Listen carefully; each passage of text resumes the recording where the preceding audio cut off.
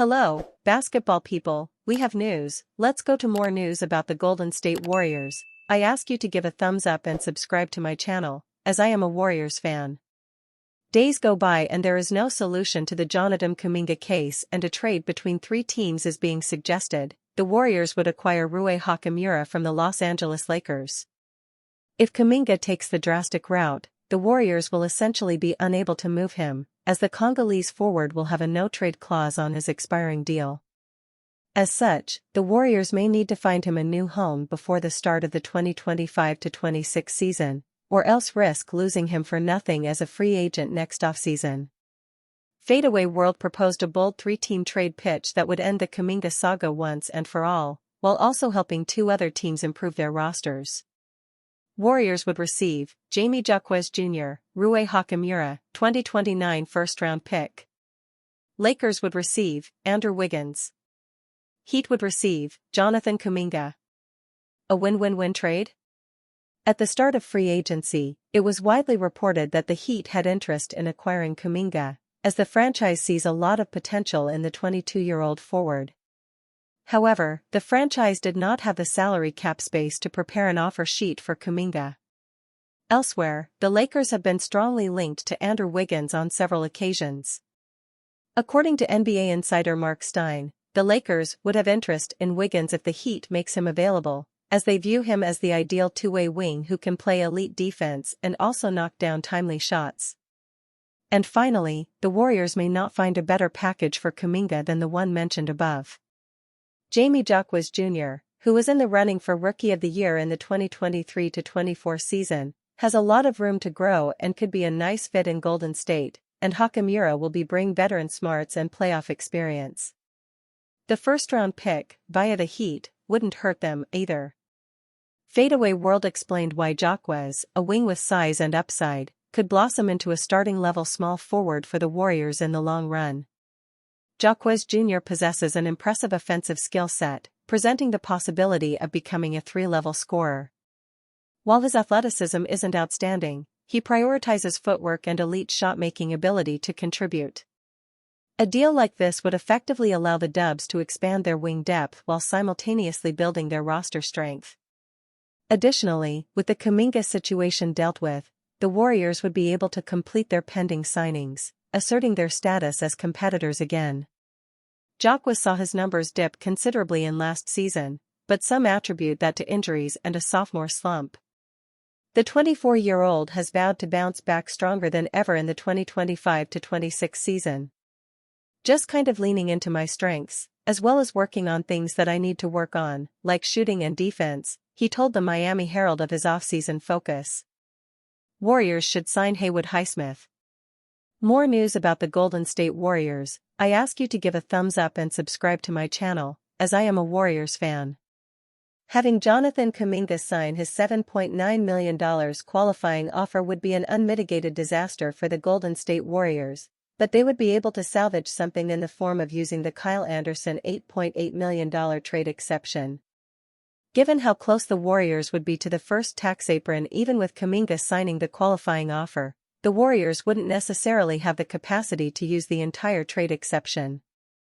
However, they may be able to fit in a player making less than $6 million or so, with one obvious name already a candidate to be acquired in such a scenario. Warriors could trade for Haywood Highsmith with the trade exception. Jimmy Butler's former teammate Haywood Highsmith was recently dumped by the Miami Heat, having been moved to the Brooklyn Nets in a salary dump to reduce payroll as the 28-year-old recovers from injury. As soon as news of the trade emerged last month, there was plenty of talk on where Highsmith would be headed next, with the assumption that he'll be off the rebuilding Nets by the time the mid-season trade deadline ticks over. Before then, the Nets might want to rehabilitate Highsmith's value once he returns from injury, but we can safely assume that the price might be around a couple of second-round picks.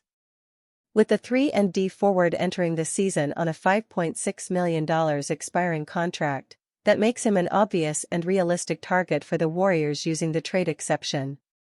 If Golden State could squeeze Highsmith's salary in under the first apron, then they could acquire him without sending a player to Brooklyn the other way. The issue might be that the Warriors only have 2 second-round picks available to use, one of which the Minnesota Timberwolves have swap rights to in 2031. Highsmith had developed into a solid rotation player for the Heat over recent years, including starting in 42 of his 74 games last season, much of which had to do with Butler's multiple team suspensions. The 6 feet 7 inches forward averaged 6.5 points, 3.4 rebounds, and nearly a steal per game, shooting 38.2% from three-point range on an average of 3.1 attempts. With Butler, Kuminga, and Draymond Green, Golden State don't necessarily need another forward option.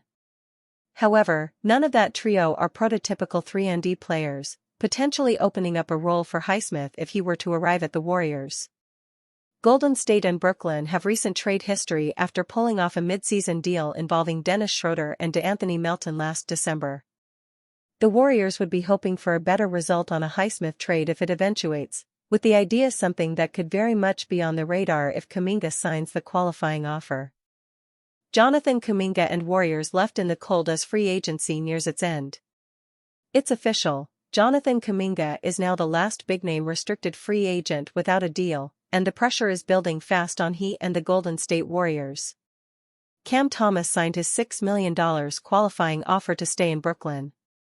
Josh Giddey has now locked in a 4-year, $100 million extension with the Bulls. The restricted free agency market is drying up and Kuminga is still standing in the middle of it. Jonathan Kuminga and the Warriors remain in a stalemate. What's ironic is how different those outcomes were. Thomas took the short-term bet on himself. Giddey got exactly what he wanted. Kuminga? He's left hanging in limbo, with no real resolution in sight.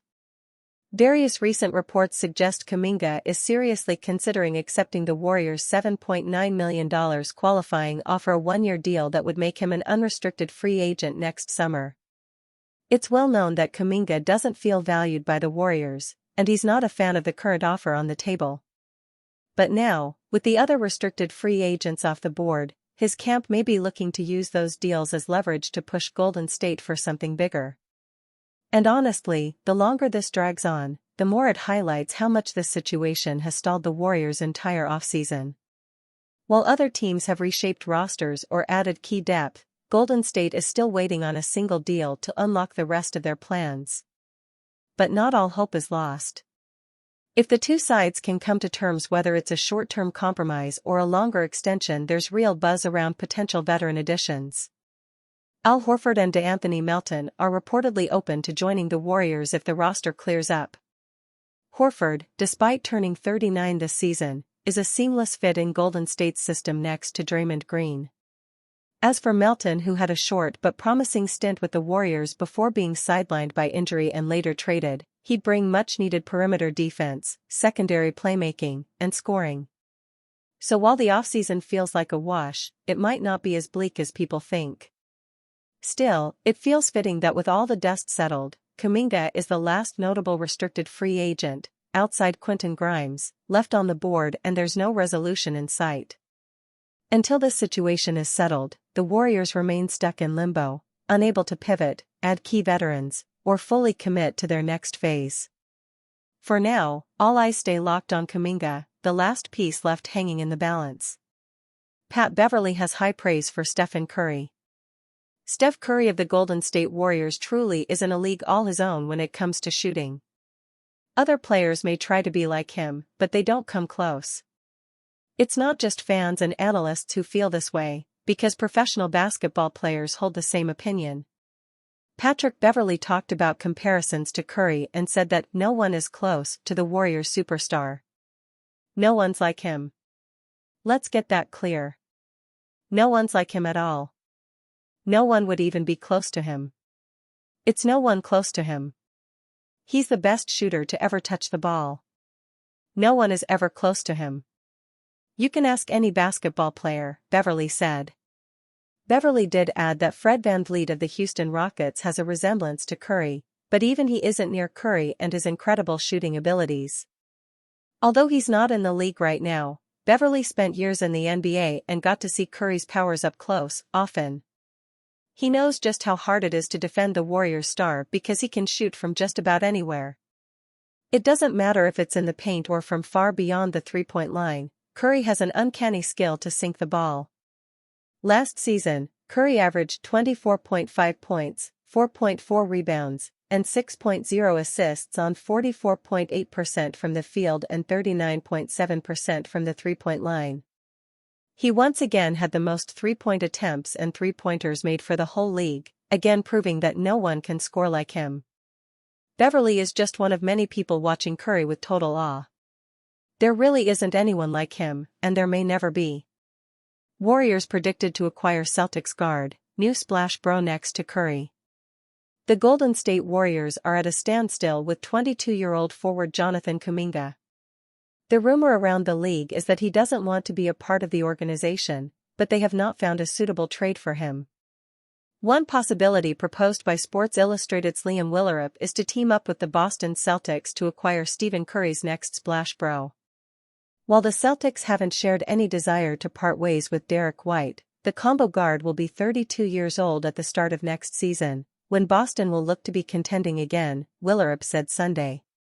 That doesn't mean he's going to fall off then, but the Celtics could be interested in more of a youth shift to extend their contention window. There are no specific details on the exact trade, but it would revolve around a Derek White, Jonathan Kuminga swap. White fits the mold of what the Warriors could need, a defensive-minded but not offensively limited guard next to Curry, and age doesn't seem to be a problem. Meanwhile, Jason Tatum is likely out for all of next year, and Kuminga could be granted the opportunity to prove himself with a bigger role. We know that White is more of an off-the-ball type of player, which makes him the perfect third option behind Curry and Jimmy Butler. At this point, the Warriors should be jumping on any offer thrown for Kuminga, and White is certainly better than him walking in unrestricted free agency. Draymond Green vows the Warriors will return to dominance. In a notably quiet offseason for the Golden State Warriors, one thing is certain, Draymond Green will always have plenty to say. The four-time NBA champion made headlines last week by declaring that the Warriors will win the championship in the upcoming season. In a workout video with teammate Jimmy Butler, Green appeared spry, healthy, and in good spirits as the Warriors prepare for what has made them great time and again. The acquisition of Butler before last season's trade deadline definitely raised expectations for the Warriors in comparison to the rest of the Western Conference.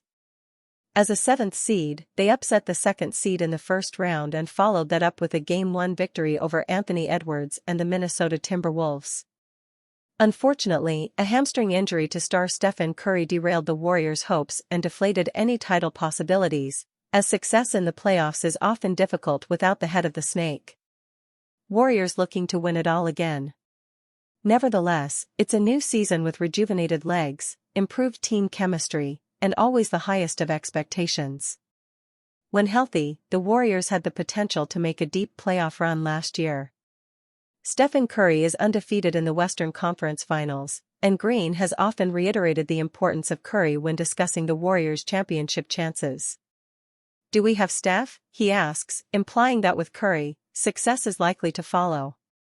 Despite the lack of new signings, Green's workouts with Butler suggest a focus on building team chemistry and leveraging the strong connection he also developed with Curry. Green's value extends beyond his strong defensive presence. His incredible basketball IQ and ability to anticipate where his teammates need the ball are crucial to his effectiveness on the court.